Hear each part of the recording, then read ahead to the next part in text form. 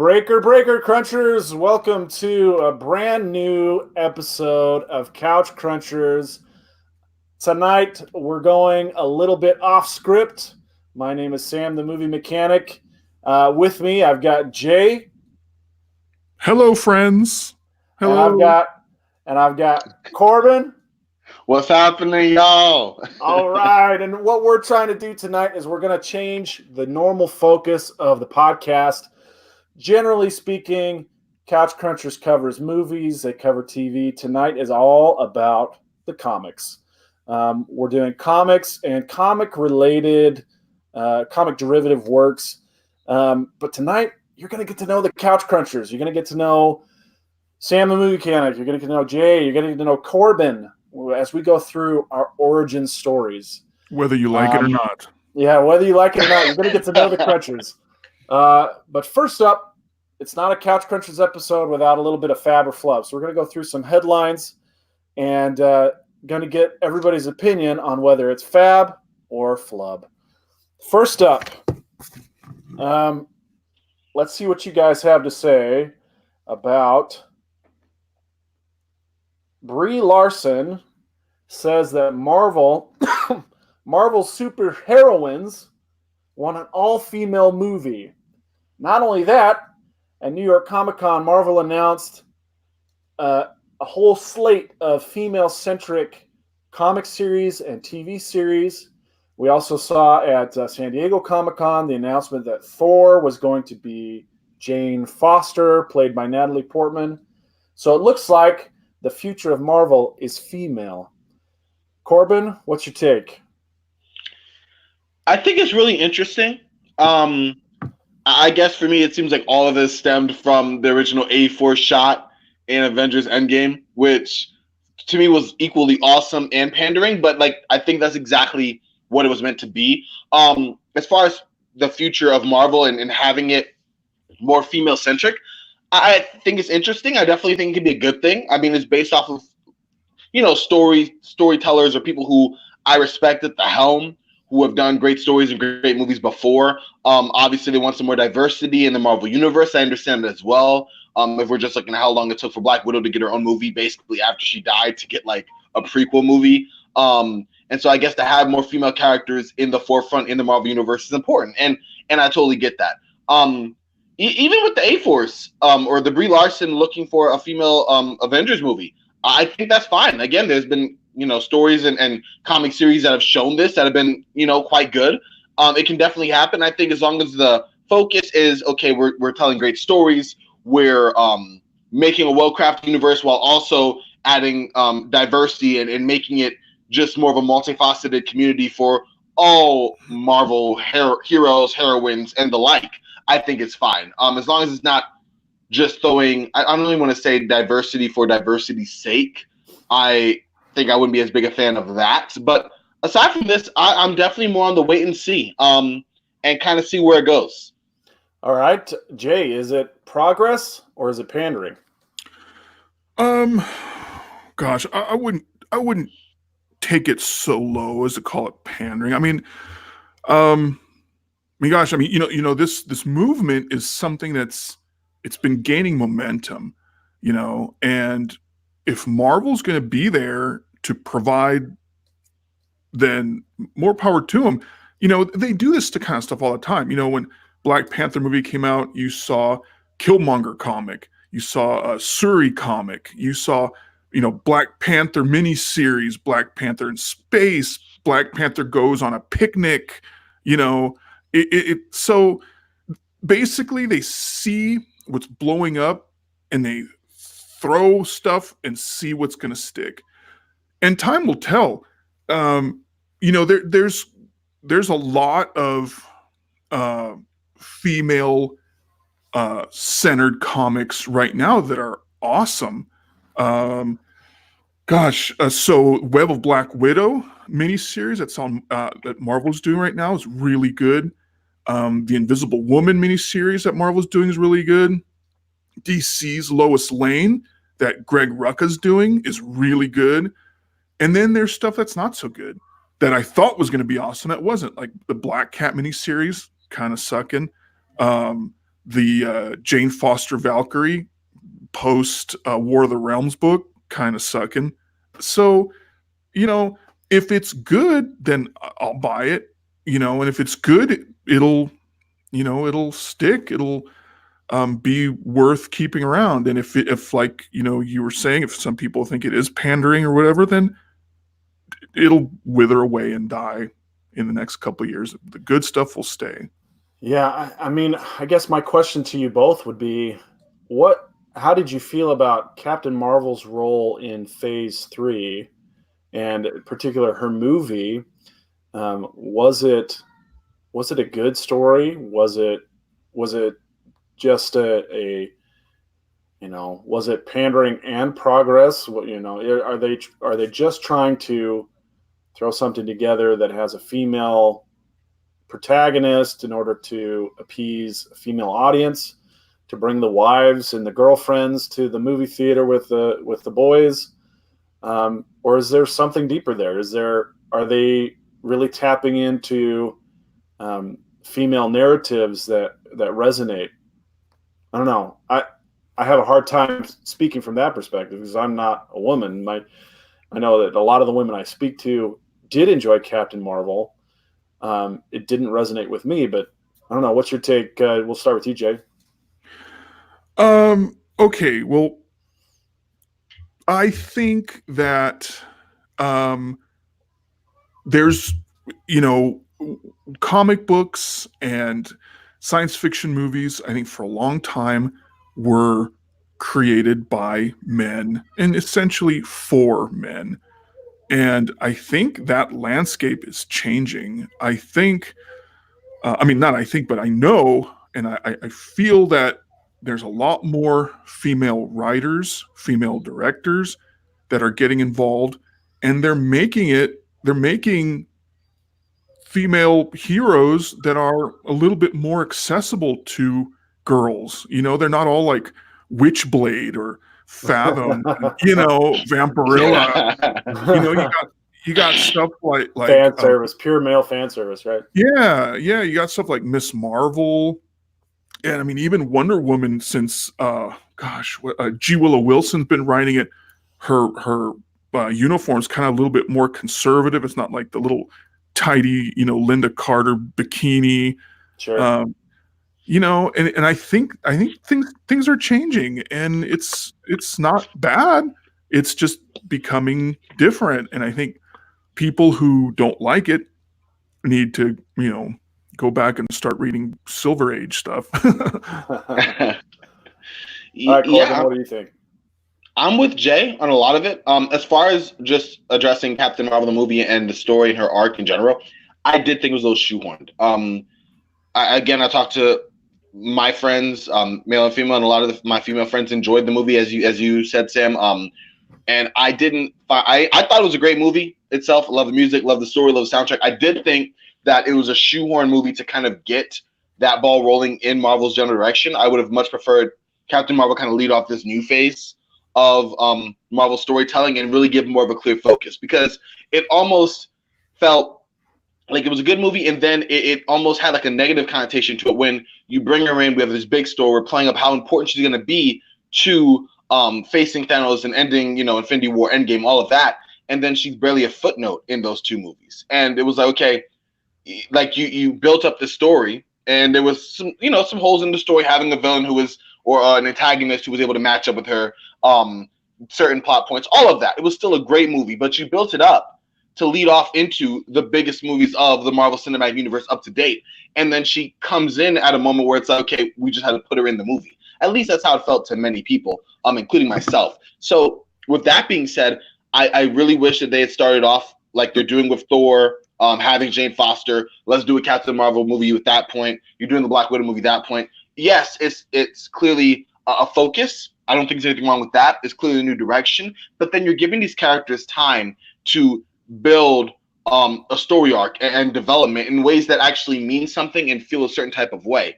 Then if you just shoehorn them in, and then a month later, the biggest movie comes out, and you're looking from one to the other and going, okay, how am I invested in her complete journey to, kind of lead the way, when I mean, honestly, like, I don't know if you guys disagreed, but it really felt like she was kind of just placed at the end of Endgame to say, okay, yeah, we have Captain Marvel. They did kind of seem to only use her when it was convenient to the story. Yeah, it's kind of the Gandalf's Eagles syndrome. Anytime they get stuck in a dead end, Eagles, woo! Right, exactly. That's exactly what it is. They save the day. Captain Marvel is like Marvel. Well, yeah. I mean, I don't know. I guess I didn't answer your question about the movie, about Captain Marvel, the movie. It did seem kind of shoehorned, I guess, but I didn't see it till a long time later. I think I even rented it from like Redbox or something.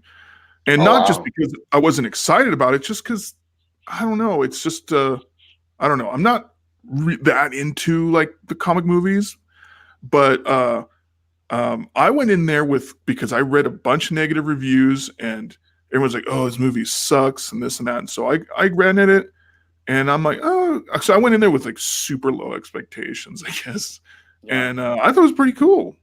I liked it.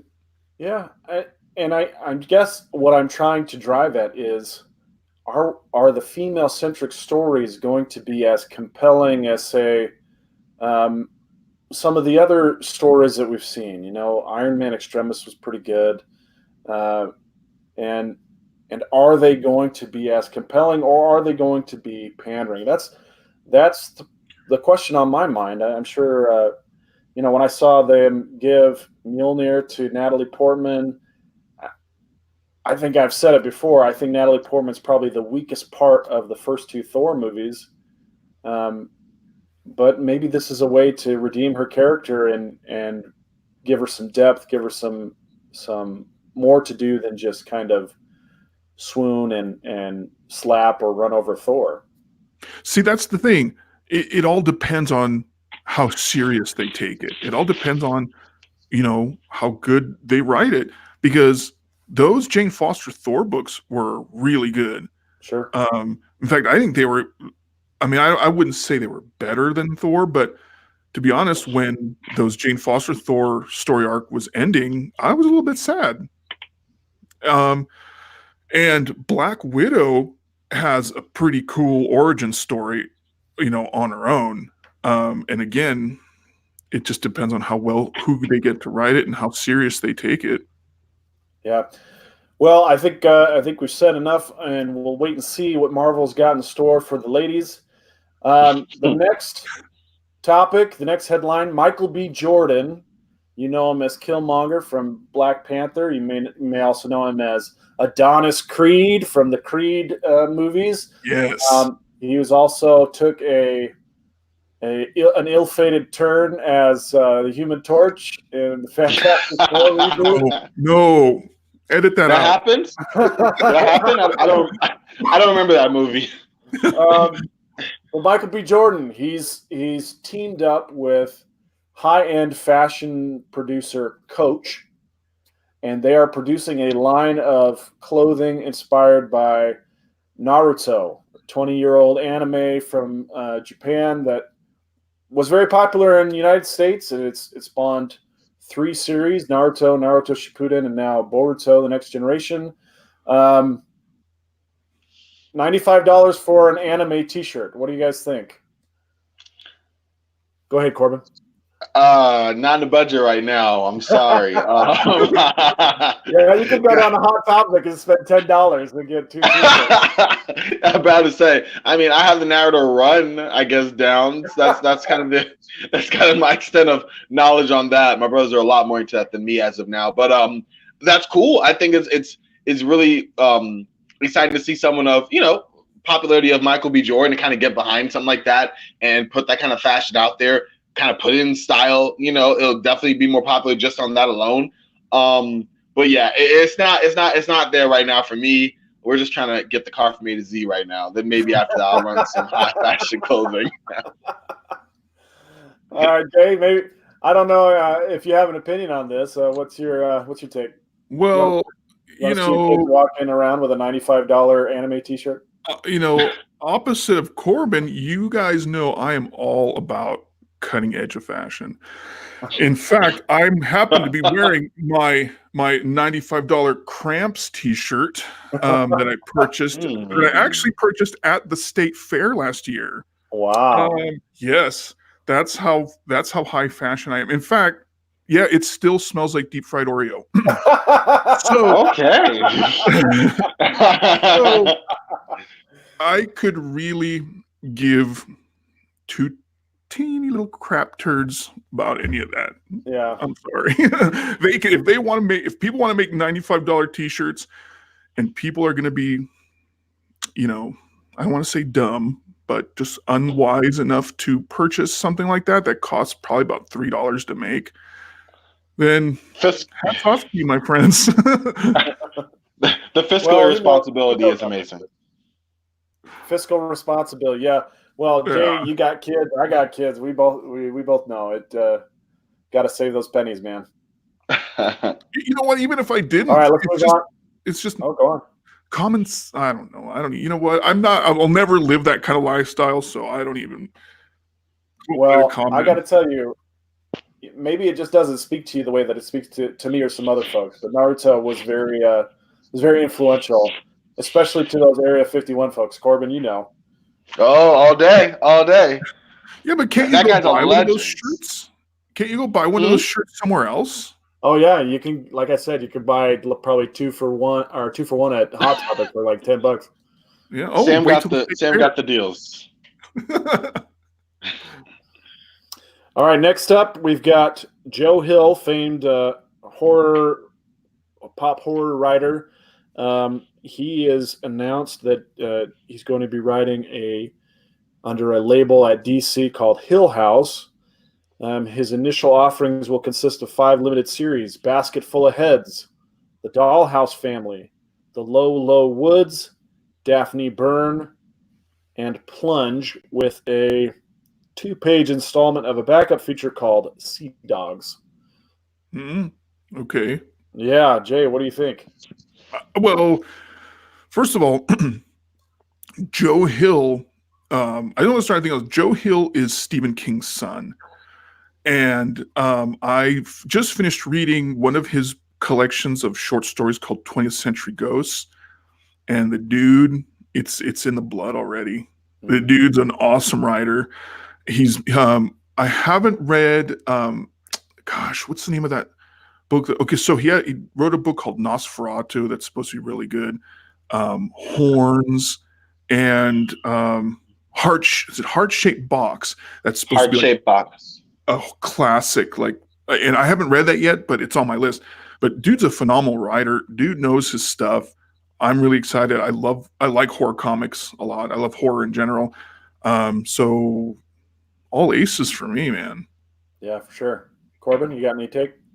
I feel the same way. I've read Heart-Shaped Box, The Fireman. I've not read the other one, but Hill's a great writer. I think DC is props to them for bringing on a creative mind in this darker venture. I think the last comic that Hill was behind was a couple of years ago. I think it was Lock and Key. Yeah. Independent. Yeah. And so he's been away for a while. So it's kind of cool. I mean, it was 2008, 2013 is I think the entire run he did back then. So to have him come back with DC, to have these different types of stories under an imprint that will probably give some room to, some more horror elements is exciting. I'm definitely looking forward to that and seeing how that combination works. But as Jay said, he's the real deal. So having him a creative mind of that sort on this medium, putting out these original stories, 2 of which he'll be doing by himself, like a big hand in, incredibly exciting. I'm definitely looking forward to reading. Absolutely. Yeah. Very good. I think we're all on the same page as far as Joe Hill goes. I really enjoy horror comics. One of my favorite authors, Junji Ito, he's done some really terrifying, kind of creepy comics.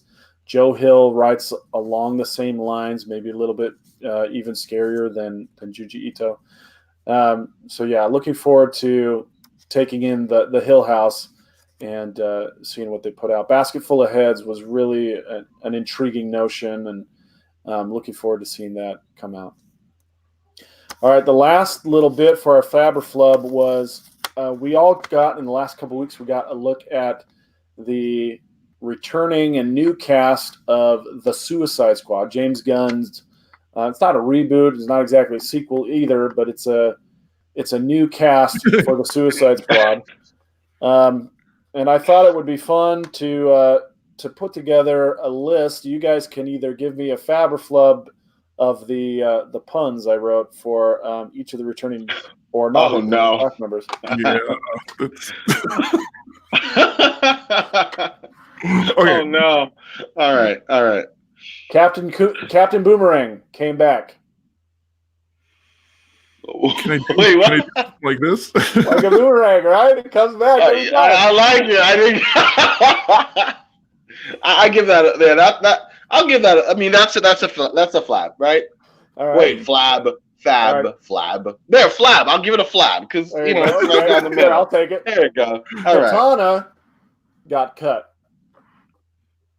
Ooh, yeah. That's a flub. I like it though. That's just more of the corny humor I'll take. Pun wise. Okay, here we go. Harley rides again. That's okay. I'll give that a flab. Yeah, flab. All right. Rick Flag's banner still waves. Mm, I'm okay with that actually. I'm actually gonna give that a flab too. No, I'll take it. Deadshot. It's stinking up the room. All right, I've only got 20 or 30 more of these. This will be real quick. Oh. Deadshot is a misfire. It's A okay. fab. It's Killer okay. Croc. Killer Croc got flushed. Oh, flub. Sorry. Yeah. No. Yeah. No. He already lives in the sewers. No. Enchantress lost her magic. No, that's a little too. Oh, Man. it's Go on the there, nose. but Two on the nose. Okay. Diablo flab. flamed out. Again, Okay. a little on the nose for me too. it is. It is. It All is. right, But I here we like go. it. All right, last but not least, Amanda Waller has Amanda cut her a new check.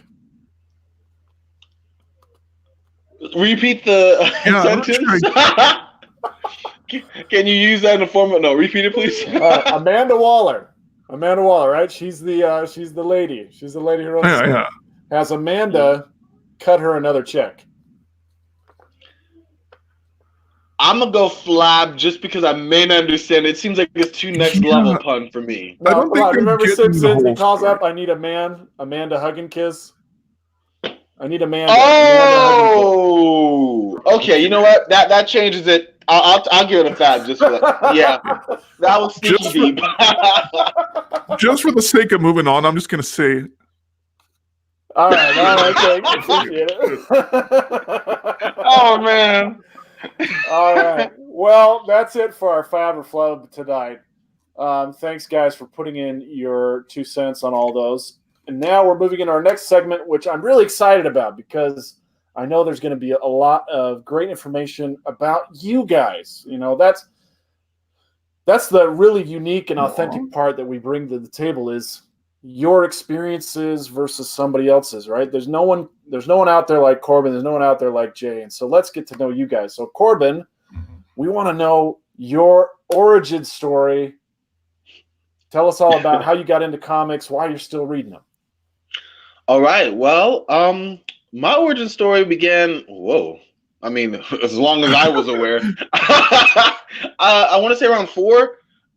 My grandfather, he was really big on getting me comics, and I loved watching when I was around. It was Batman the Animated Series, and it was just fading into the New Adventures of Batman or Gotham Knights with the different animation Bruce Timm did. With more of a focus on the Bat family with Robin and Nightwing and them. So that was what I used to watch on Kids WB all the time. It was my favorite. And I remember, in fact, when Batman Beyond was first kind of coming out in 1999, and I was seeing like the new, they were showing up the new like trailers for it and everything, and I was so excited. And I remember going and trying to get my hands on every like Batman related comic book and everything that I could. And that was kind of the build for me. I mean, it was any superhero. It was definitely DC and Marvel. I've always been a classic, basic two company guy.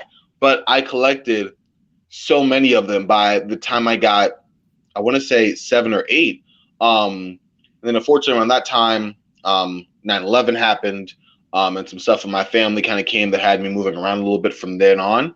So a lot of my stuff is actually still back home in New York. I have a family member who's watching over it, and it's a lot of comics I really can't wait to get my hands on. I kind of almost wanted to get shipped here, but I really think it's going to be more rewarding to go back out there and kind of get my hands back on them. So that's kind of a journey, total side story, but there's something there for me with that. But my hero always growing up was Batman. And not just because he was always on TV, but like he was just someone I immediately was attracted to from a mysterious dark protector, someone who was kind of, a brooding hero. There's a lot of noirish elements. The stories I felt were deeper. They were definitely darker, but I felt like I was getting more than just a regular superhero story. I felt I was getting more of a character study.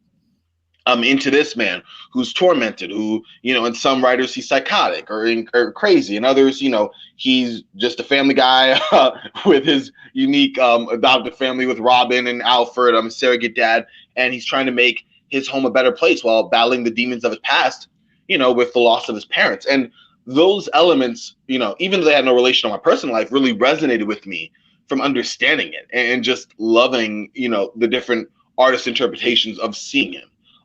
In fact, the first Batman story that I really fell in love with, the first comic I fell in love with, was Frank Miller's Batman: The Dark Knight Returns.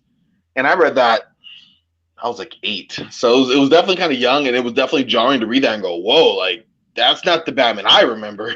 But then again, my frame of reference was the 90s shows, which while, definitely showed some violence there, weren't at all the level of The Dark Knight Returns. But that book instantly became just my favorite of all time. I remember reading certain passages. I could tell you panels by heart just from that. I thought the storytelling was amazing. I thought the illustrations were just beautiful. And it was something about the story that just spoke to me in that way. And from, I think that story, I kind of springboard to get as many books as I could. For me, it was funny. Growing up, I was the only real big comic fan in my family. In fact, I still pretty much am. And so to have my parents who, were definitely a big sports family, definitely out there as far as other interests. And, comics was kind of, I don't want to say taboo, but it was definitely out there. So to kind of be able to show my family, like, my love of comics and to see them kind of understand it and share, how they felt about it. Because obviously, the Super Friends was around for my parents and, Super Shows have been around for a while. And I think one of the biggest, one of my favorite memories was my mom got me for my 12th birthday, a 1970. It was a 1979 or 1981. It was a paperback, but it was a collection of one of the early Marvel versus DC crossovers. So it was Superman versus Spider-Man, Batman versus the Hulk, and the X-Men versus the Teen Titans. And each one had a villain in the wings that was really plotting the strings to kind of bring the clash together, as always. So with Superman and Spider-Man, it was Doc Ock and Lex Luthor.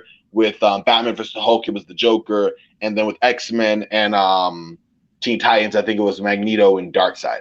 Or Magneto and Deathstroke. But either way, it was really good stories. And that was my book. And it really made I don't know. It was one of my fondest memories growing up of early childhood, with a lot of moving and a lot of, getting into different environments and kind of dealing with change. That was the one constant, that book, which I toted around everywhere. And then I lost it, and it was the most heartbroken time. Even now, I've seen the book several other times, in my comic hunting and buying, and I want to buy it again, but I know it's not going to recreate how it felt when I had it growing up and was rereading the same stories over and over and over. Fast forward, high school into college, still big comic fan. At that point, I started looking at it more as, okay, I don't just love the stories. I also want to tell other people about these stories and the good and the bad.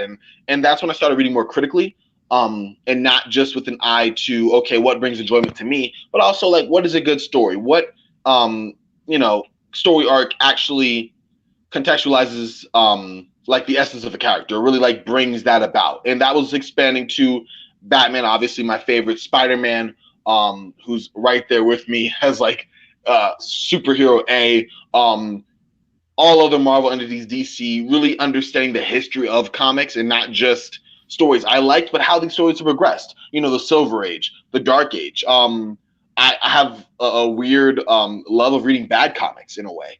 So I read a lot of 90s stuff. I don't know why, but it's almost like interesting to look back at like what went wrong with certain characters, you know? So, like the Batman Nightfall saga, which I actually have right here. I actually just bought this one. So this is one of my favorite interpretations of Batman. I'm showing it, but it's right after Batman broke his back. So this 1993, 1994, when he inexplicably gave the mantle of the Bat to a crazy guy named Jean-Paul Valley, who ended up just turning the Bat suit into just this walking armory with shurikens and flamethrowers and bigger and badder, sharper points in metal. And it was something about that. The stories are just wildly panned. They're really kind of shallow, more like a superhero beat 'em up type of the week type deal. But for me, it was interesting because it wasn't just about, okay, the stories are bad, his suit looked ridiculous. It was like, okay, we're seeing the mantle of the Bat given to this guy who is insane.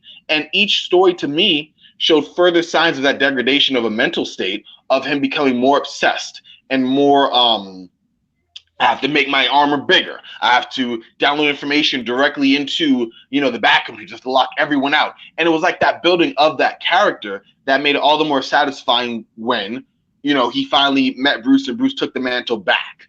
And it's those types of things that I think appeal me to comics. It's that type of, I don't know, just love of storytelling in this medium, and just, stories that you've read over and over. It's stories that are new and fresh. And it's just that feeling of kind of being in that world. And I don't know. I've had this love. I just pick up a comic, I fall right back into it literally every time.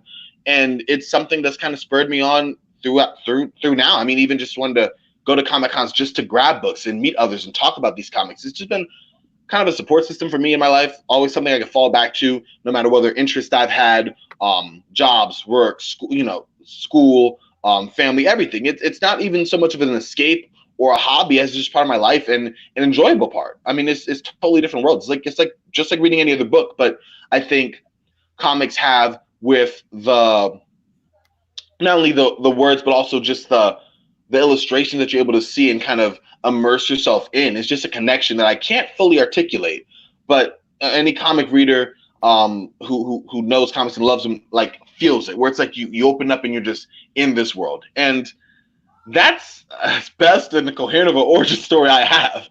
But I mean, 24 now, and I've been reading comics since I was 4. And I hope to read them for many more years. It's just been an amazing experience for me, and something that it's just a love. It's a passion. Hey, thanks so much for opening up and letting us see a little bit of your history with comics. That's awesome, man. I really Thanks, man. I do resonate with that. Appreciate that. I guess I'll go next.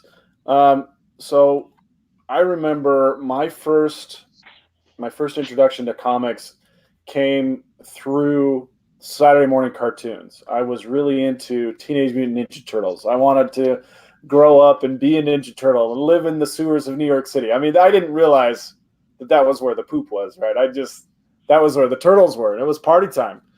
And so I would go out and consume as much.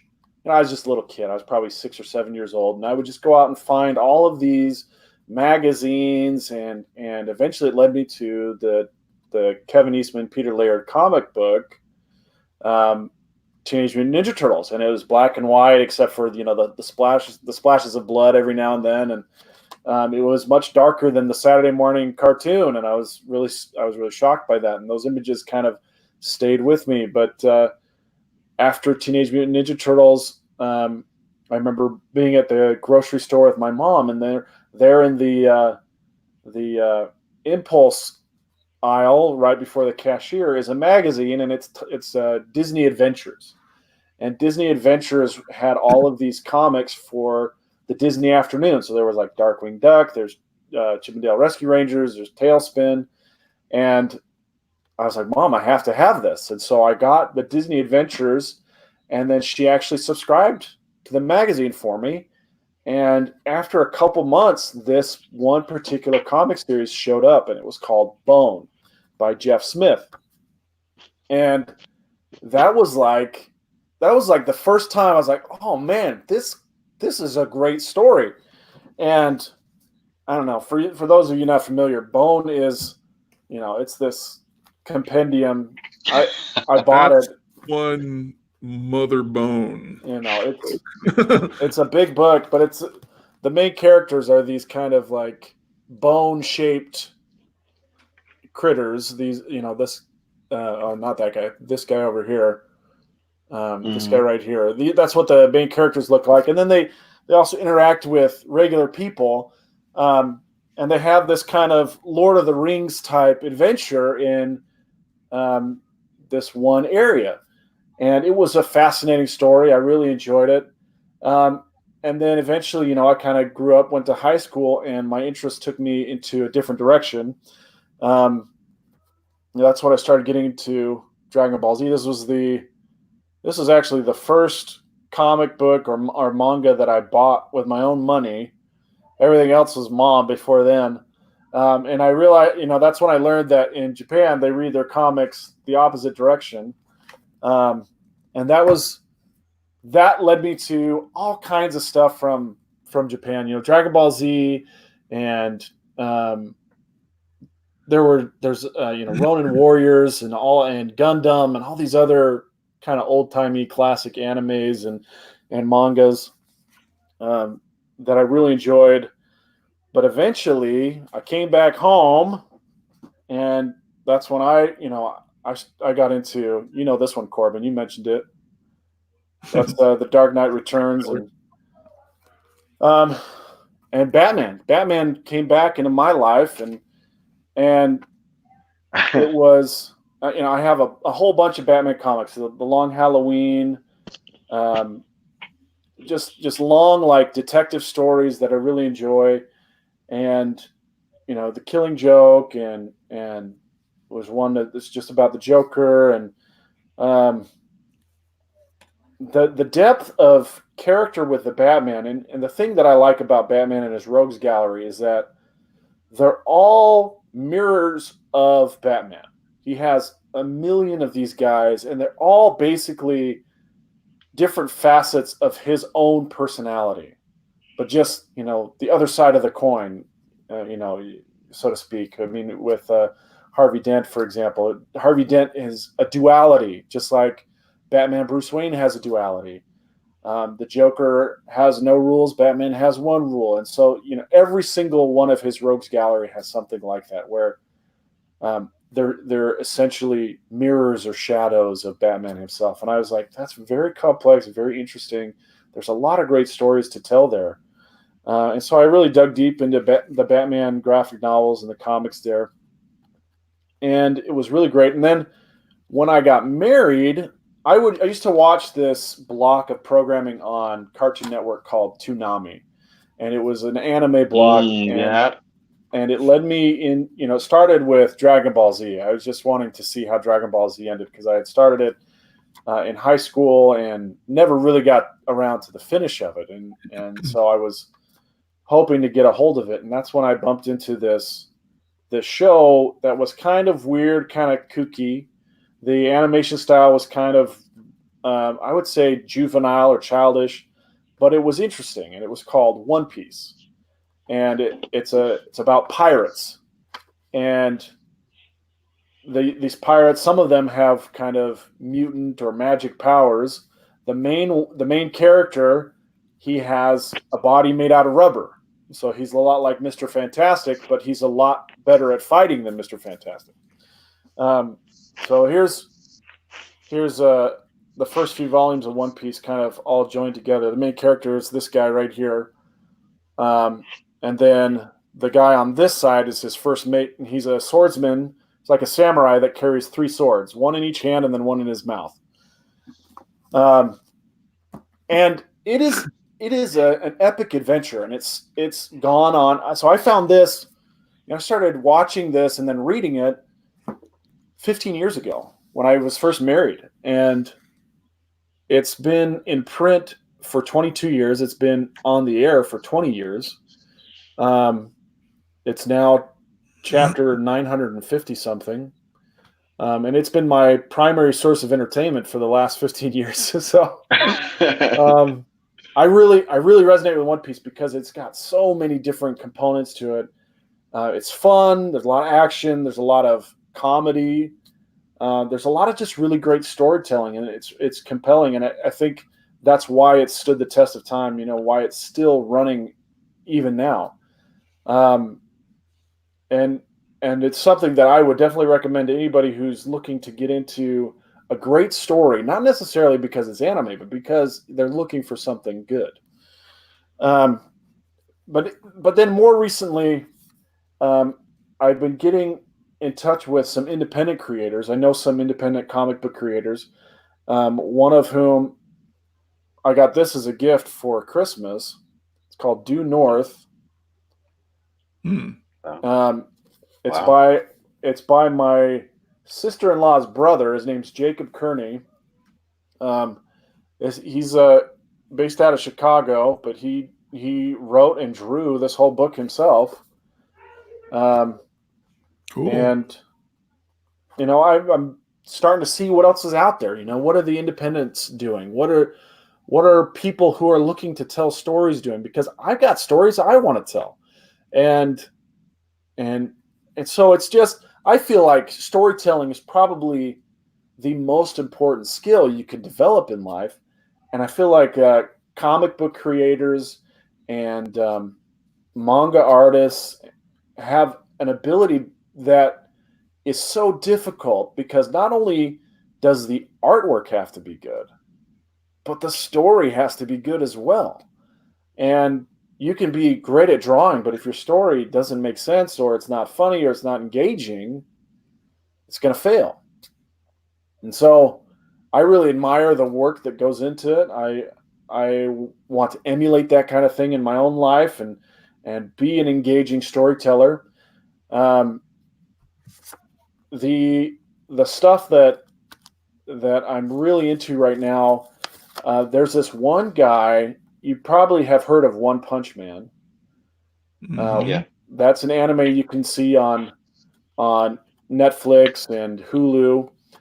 But the guy who created One Punch Man, he started drawing comics on a tablet and just posting it on a free website. He still does it to this day. Oh, wow. All the brand new chapters of One Punch Man you can read if you read this. You can read, and he posts them himself, and then he has an agreement with a publisher. They hired a professional artist to come and redraw all of the comics that he does, so that they look fancy, or professional. And then the anime then comes in and adapts the professional art into an anime, so that it's a high quality production. But it's the guy who started it. He goes by the name One. He still does those comics every week or so, all on his own. And that's a commitment to storytelling. And his webcomic is as good as far as the story goes. It's as good as anything out there.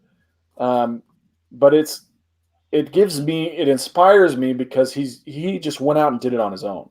And that's the kind of thing that I'm really interested in right now, is telling my own stories and figuring out how to just bring it to people, not necessarily looking to make a buck, but just tell a story. So that's where I'm at. Jay, Wow. Really looking forward to your origin story.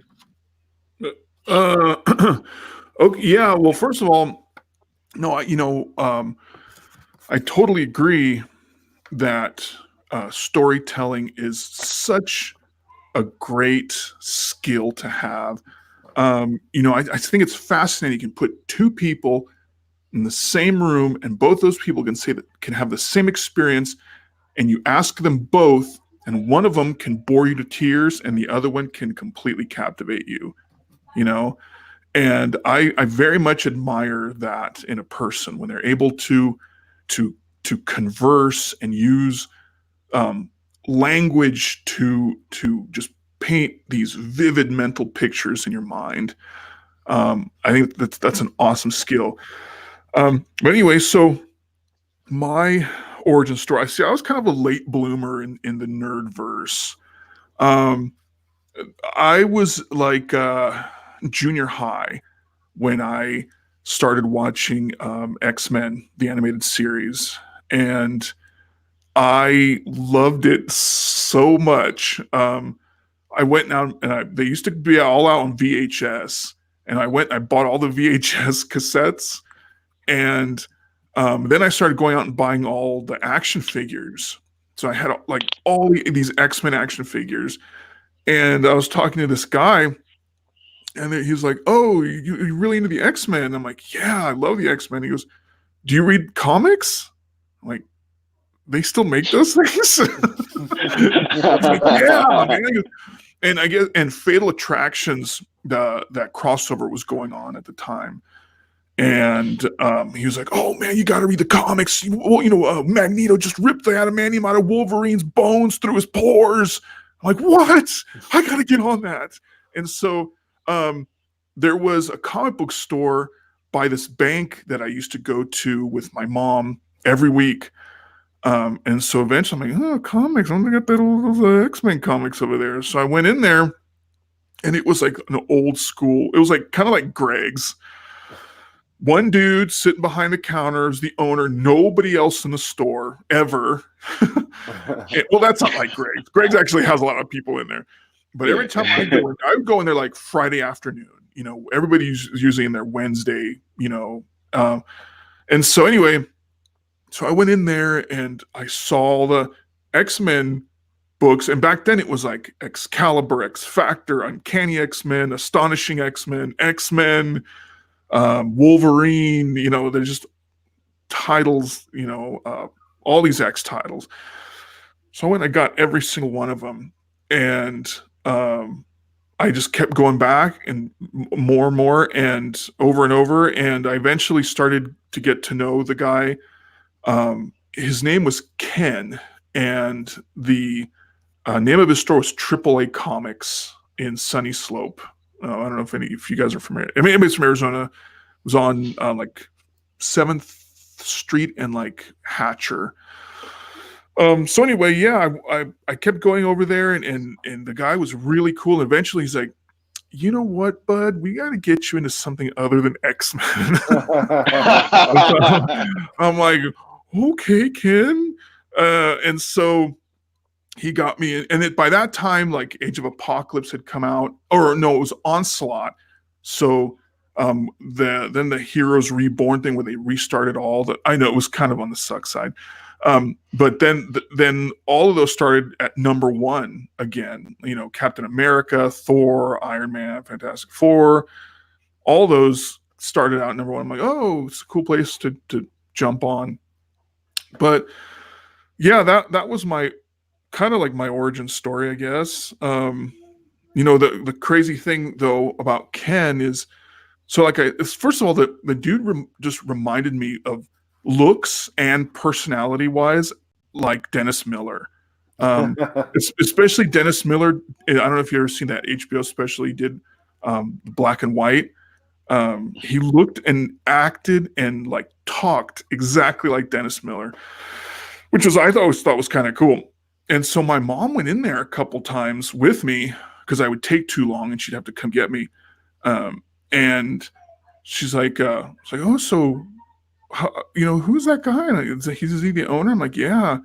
And then she's like, because my mom was single. My dad screwed off somewhere.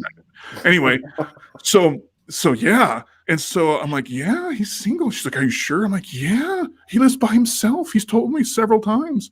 She's like, "Really?" I'm like, "Yes."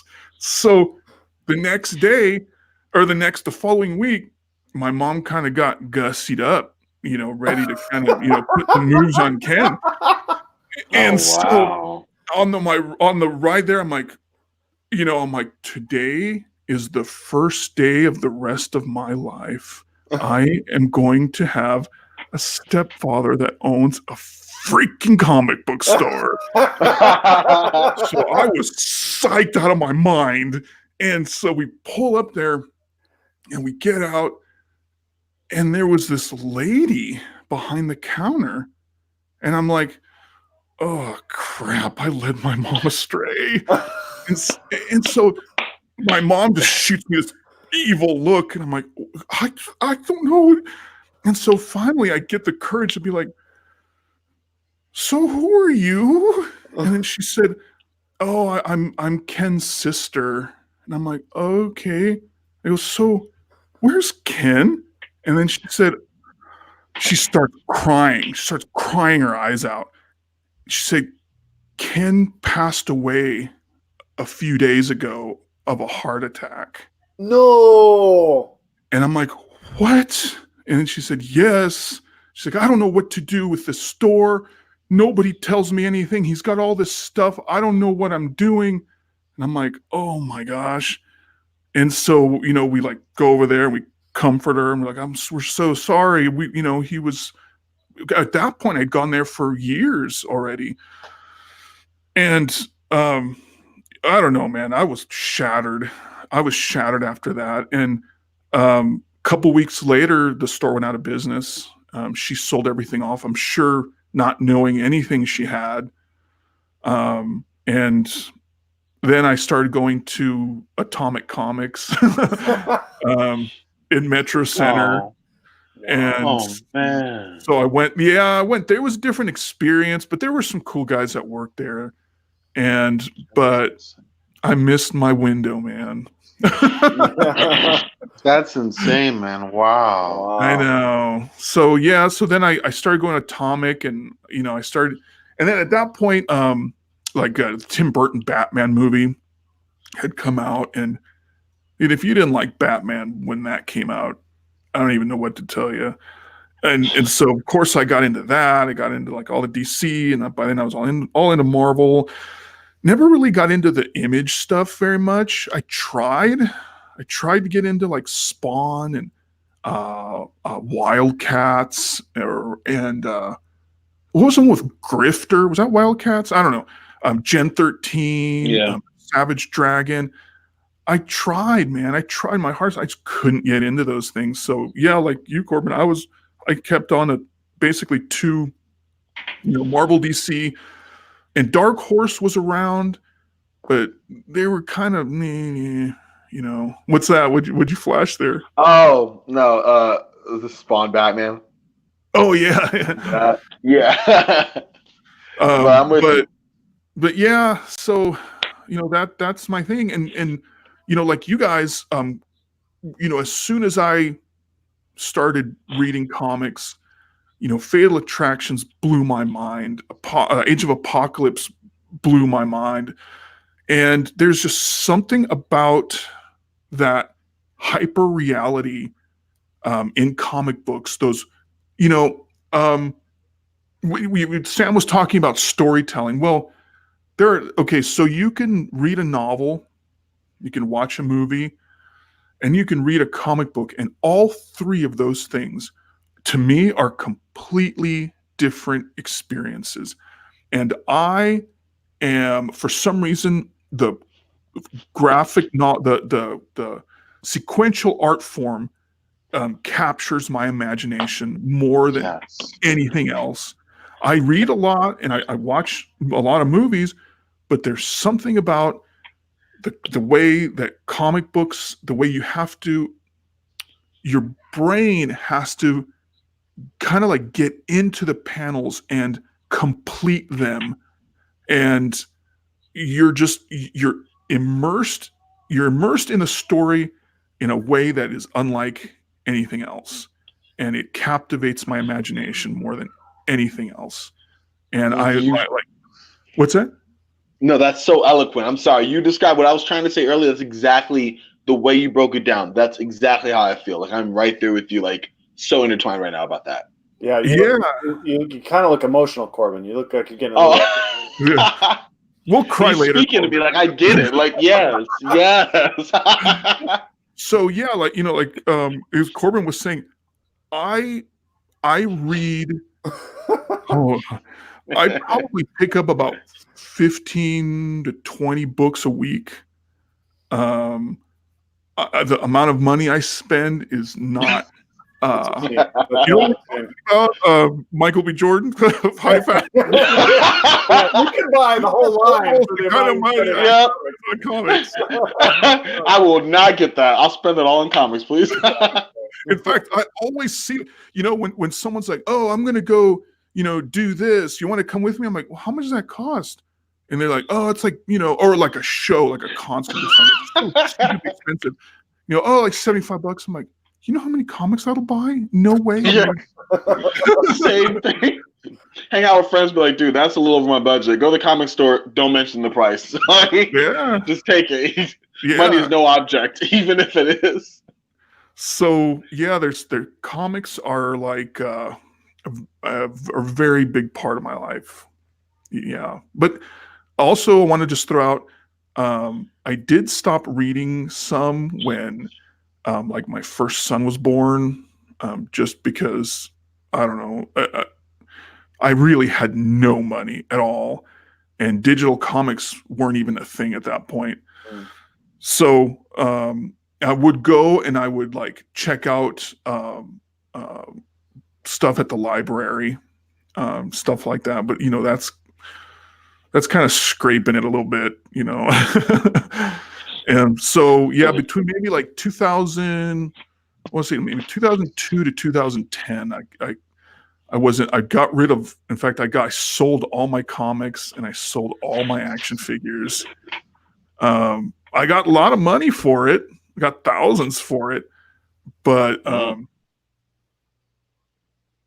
and then I got back into it again, and it was hard. I don't know how I got that. In fact, I blocked out those years. I can't even remember what happened. I have no memory of that time. That's Wow. you didn't connect with any of your comic books during that time. Yeah, I don't know what happened. Well, the good news is nowadays you can get comics anywhere.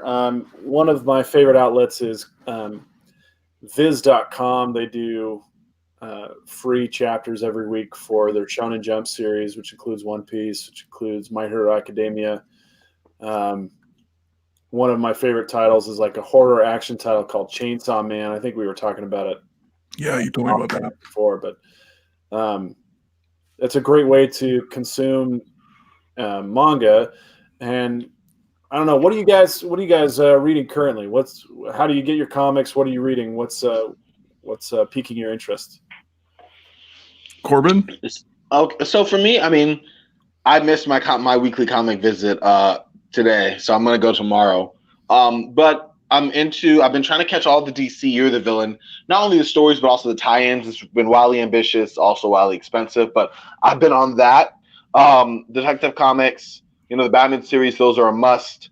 Aside from that, I've also been going to Zia Records a lot more to pick up more of the older, trade paperbacks. I'm big on those. So I just showed you earlier the Batman Nightfall Night Quest run. It's still packaged. I'm gonna open it tonight, but I did buy this from Zia's. You can get pretty good stuff over there for like under $20 a book and stuff, and it's really nice. I mean, really cheap prices. So I went there. My comic, Greg's Comics, is my local comic supplier, so I go there all the time. And not only do they have the weekly comics, but they also keep a good selection of runs and storylines, and they have the trade paperbacks and the half price books, such as this copy of Batman Spawn, which I already had one, but I grabbed this for like $3. So it's really good. That's what I'm reading right now. Tomorrow I'll go get my like 10, 15 books, the Jonathan Hickman X-Men run. I'm all into that.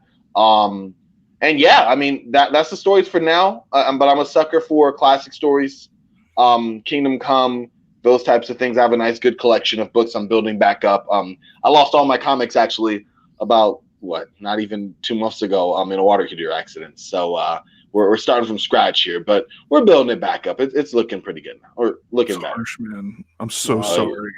Oh, yeah, it was a killer. I appreciate it though. Yeah. Well, good luck rebuilding your collection. Thanks, man. Jay, what are you working on? I used to do, first of all, a really good source for me to read comics, digital books especially, is Hoopla. Hoopla is absolutely free, and let me state this, absolutely legal, because it's a site that you can access when you have a library card, and it's directly linked to your library card, so you can check out a certain amount of books, and they have a lot of really cool titles of all genres. So check out Hoopla. And Marvel Unlimited is also pretty cool. It's pretty cheap. You can get it sometimes when they have sales for as low as like $5.99 a month. However, the stipulation is you have to wait. Is it 6 months? It's something. It's something like that, between 6 and 9 months or something like that.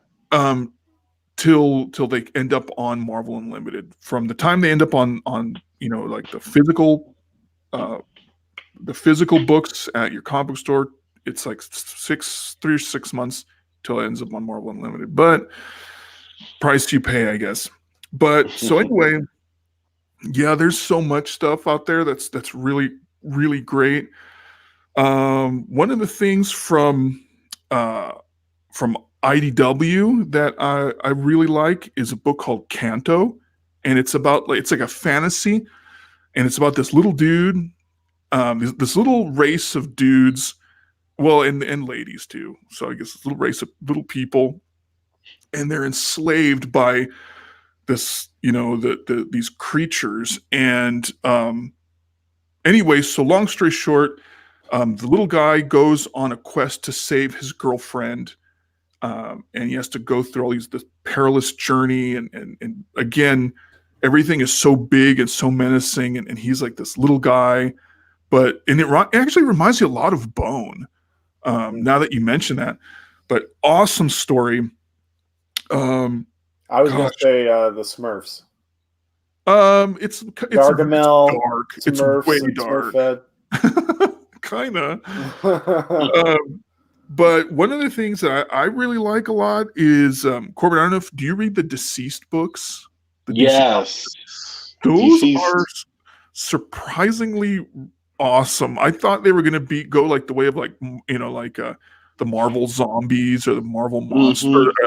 I think DC had like a monster thing, and it was so dumb and so cartoony. But this is actually really dark and really well written. And like some of the stuff that happens, you're like, what? I don't want to spoil it for anybody, but let's just say some of the Justice League doesn't make it out. Oh, man. That's good.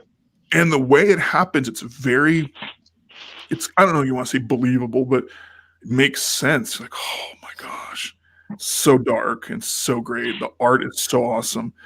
But yeah, the Absolute Carnage stuff is awesome. The House of X, Powers of X. It's getting a little fantastical. I don't know. Are you up to that? Are you up to date with those books, Corbin?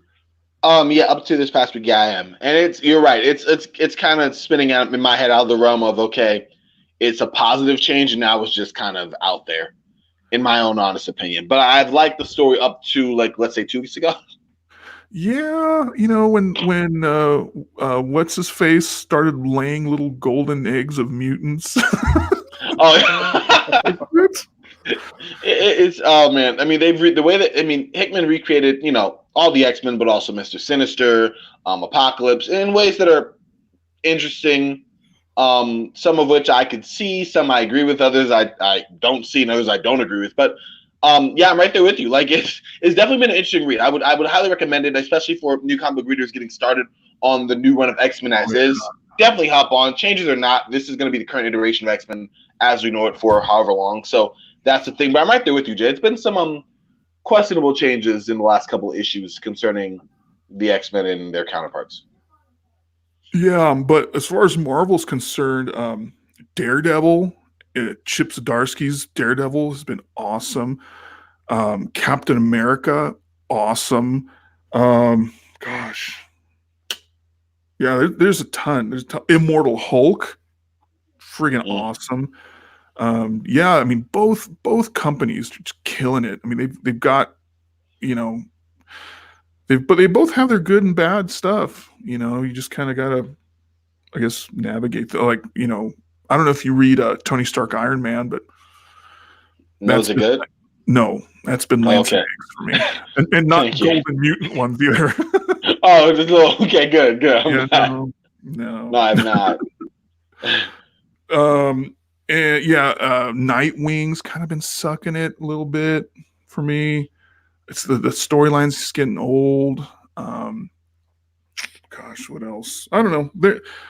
Ghost Rider. Did you read Ghost Rider #1 last week? Yeah. It was kind of mediocre for me. Yeah, for #1 it was there. Like, I mean, some start with a bang and some kind of start with a whimper, and this one just started. Yeah, I'm hoping it starts out and then just kind of hopefully it goes up here, not for sure. But anyway, build off of us. Yeah. What about you, Sam? What you been up to reading? Yeah. Well, I spend most of my time reading the manga from Shonen Jump. One Punch Man just released one episode or chapter 103. There's a really fascinating character that they were following this week. It's a 46-page chapter, and it follows Puri Puri Prisoner, who is like this super flamboyantly gay hero, and his whole thing is he went into prison so that he would have plenty of boyfriends to rehabilitate. So he's just wow. But he, while he was on a mission, the prison was broken into by a league of monsters, and so they monsterized all of Puri Puri Prisoner's boyfriends. And it turned out that the Puri Puri Prisoner's boyfriends weren't exactly consensual. They didn't really want to be his boyfriends. And so they got monsterized, and they're out for revenge, and they want to kill Puri Puri Prisoner. But the problem is Puri Puri Prisoner is indestructible, man. He's got the power of love that powers him. And so he is trying to destroy the monsters that change the hearts of his beloved boyfriends. And in the process, some bad things happen to the poor inmates that were his boyfriends. It's hilarious. It's action-packed. It's fascinating. Like I said, it started out as a webcomic, but then the artist got a hold of it. The professional artist got a hold of it, and it's just fantastic artwork. It's free on Viz.com.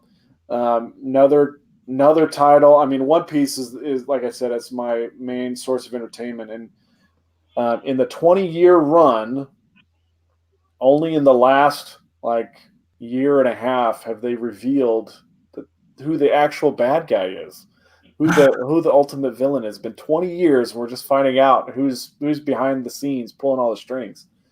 Wow. So big things happening in One Piece.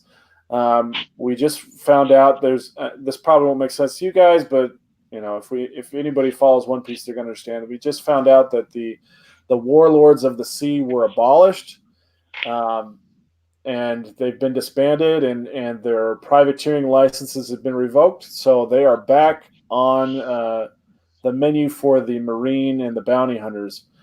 Then you've got Chainsaw Man. Chainsaw Man is a fascinating comic. It follows a young man, Denji. He has kind of a side gig as a demon hunter. He's a poor young man. He's never even had jelly on his toast. He's never had a bed to sleep on. And he's never had a girlfriend. But he has this little demon dog. The dog is half dog and half chainsaw. And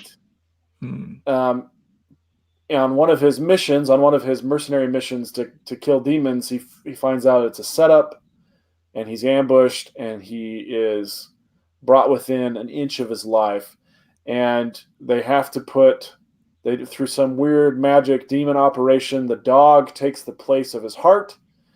And so now Denji has like a pull cord in his chest where his heart should be. And whenever he goes into battle, he pulls the pull cord, and his hands and his face turn into chainsaws. and he goes into battle and he carves up the demons, and his demon power runs on blood. So the more demons he carves up, the more demons he can carve up. And but because he's part demon, the government, obviously the man comes down. They come down and they say, we're going to shut you down. We're going to kill you unless you kill demons for us. And Denji realizes that his boss is actually this really attractive young lady. And he says, look, I'll do it, but only if you promise I can get to second base.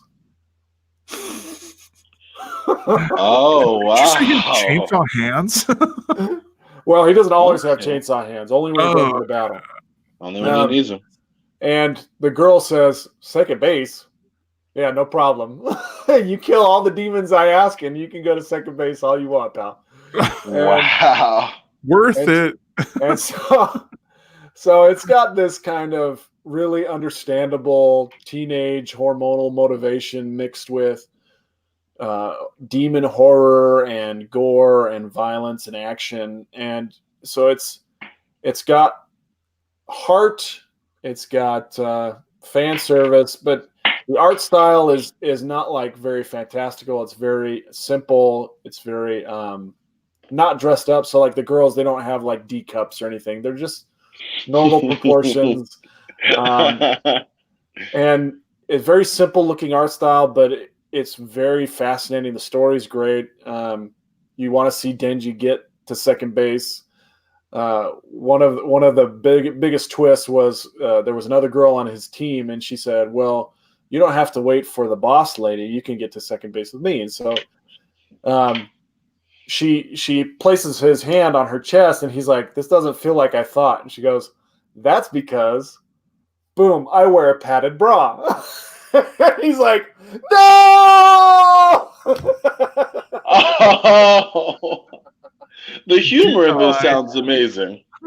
So it's a crazy story. It's lots of fun. I recommend Chainsaw Man for sure.